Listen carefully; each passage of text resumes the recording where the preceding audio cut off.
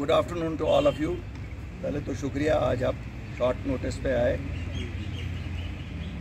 आज हमने आपको तकलीफ़ इसलिए दी कि एक इम्पॉर्टेंट डेवलपमेंट कल हुई है।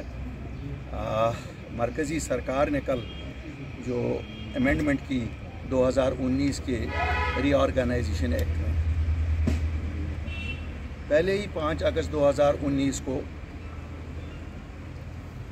ये जो हमारी पुरानी रियासत थी इसको यूटी में 2 हिस्सों में तकसीम करके यूटी में या डाउनग्रेड करके सामने लाया गया। पार्लियामेंट में कहा गया स्टेट बहाल की जाएगी। सुप्रीम कोर्ट ने लास्ट ईयर डिसीजन दिया कि स्टेट बहाल हो जाएगी। प्राइम मिनिस्टर और होम मिनिस्टर साहब ने हमेशा बोला, लेकिन कल जब हम इस एक्ट को पढ़ रहे हैं तो इसका मतलब है ये खोखली स्टेट देना चाहते हैं जिसमें कोई भी पावर्स किसी इलेक्टेड गवर्नमेंट के पास नहीं होंगे। डेमोक्रेसी में शायद ये एक मजाक है। और अगर जो कहते थे कि दिल्ली और दिलों की दूरी दूर करनी है, अगर उसका मतलब यही है तो कम से कम जम्मू कश्मीर के लोग इसके साथ नहीं हैं।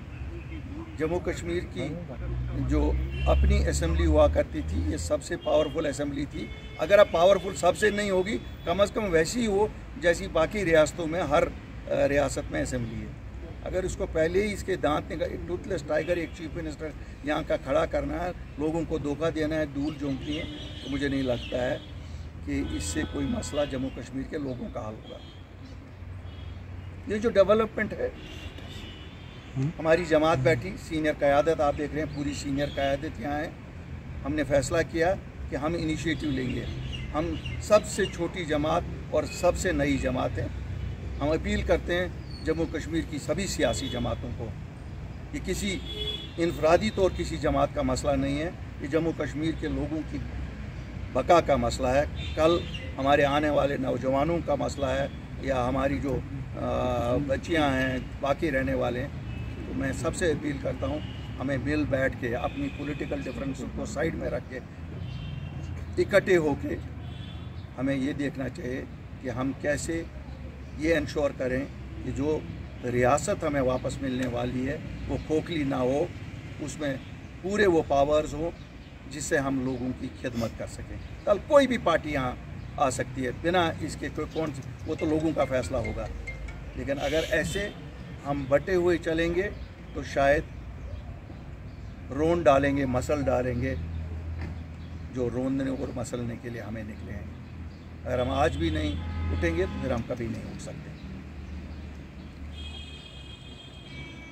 हम एक दूसरे पे इल्ज़ाम तराशी बहुत कर सकते हैं, लेकिन कुछ मसले होते हैं जिसमें इल्ज़ाम तराशी बाले ताक रखनी होती है और एक एकजुट होके अपने लोगों के मफादात का देखना है। और उनके मफादात तभी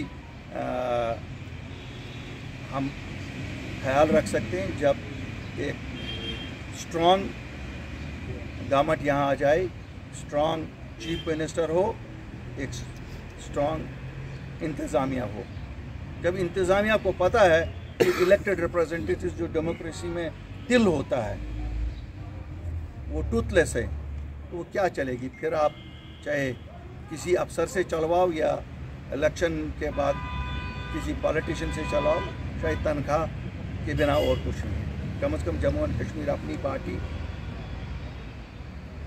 ने इस इलेक्शन के बाद ये तय किया हुआ है कि हमें अपने लोगों के मसले मसाइल उजागर करने चाहिए और जद्दोजहद करनी चाहिए।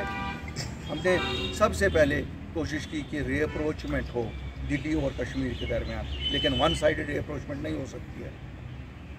इंजीनियर रशीद साहब 5 लाख वोट लोगों ने दिए, शर्मिंदगी की बात है, अभी तक रहा नहीं हुए हैं। क्या आवाज़ नहीं सुन रहे हैं वो ताकतें? इंजीनियर रशीद साहब को जो वोट गया वो हर माँ का वोट था, वो हर बहन का वोट था, हर नौजवान का वोट था।